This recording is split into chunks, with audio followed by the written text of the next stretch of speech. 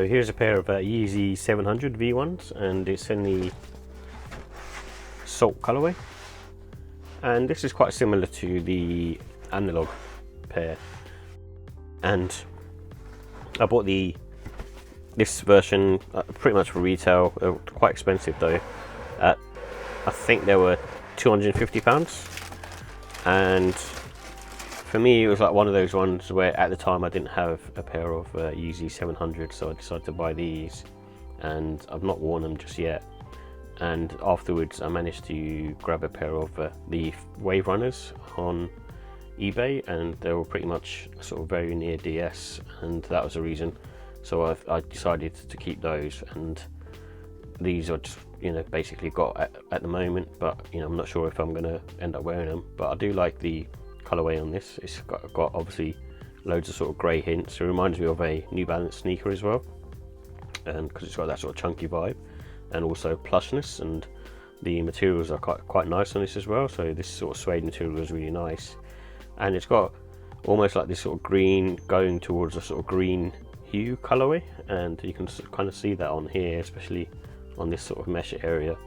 And also like these sort of different materials that again is very sort of New Balance like, and it's probably one of those things that Stephen Smith is probably sort of picked up on, you know, as he's at his time at New Balance. And like I say, the midsole sort of reminds me of that as well, and seems sort of quite sort of firm and chunky as well. And this has boost in there, however I don't feel the boost that much in this particular pair, especially in the Wave Runner pair that I have. It feels like quite sort of on the medium side, but there's no sort of softness too much. Well, there's not too much softness on it. And this one's got sort of minimum Adidas branding. You can kind of see the 3 stripes in here. You see it more on the Wave Runner, but you can kind of just about make it out in the light. And even the traction outsole, I think they do a good job on that as well, where they have like this really nice sort of traction, and that's where the Adidas logo appears. And it's made up of this herringbone traction, which is really cool.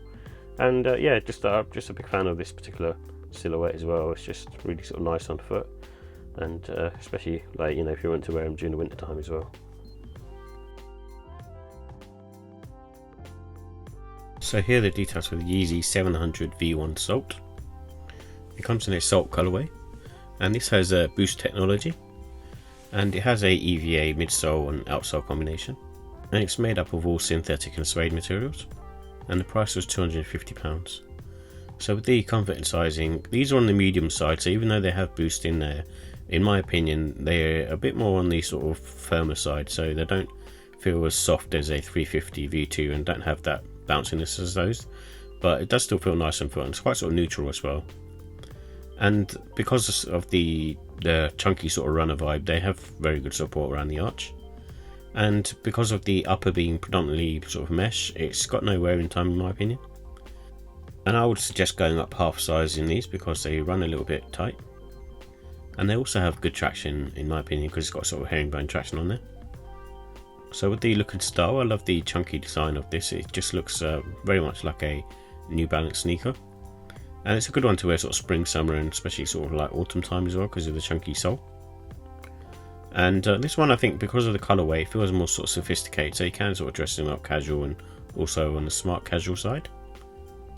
And I think they're just best with the grey laces that come with it, in my opinion. I think you can't really pick other ones. I think this one just works well because it's sort of monotone in colour.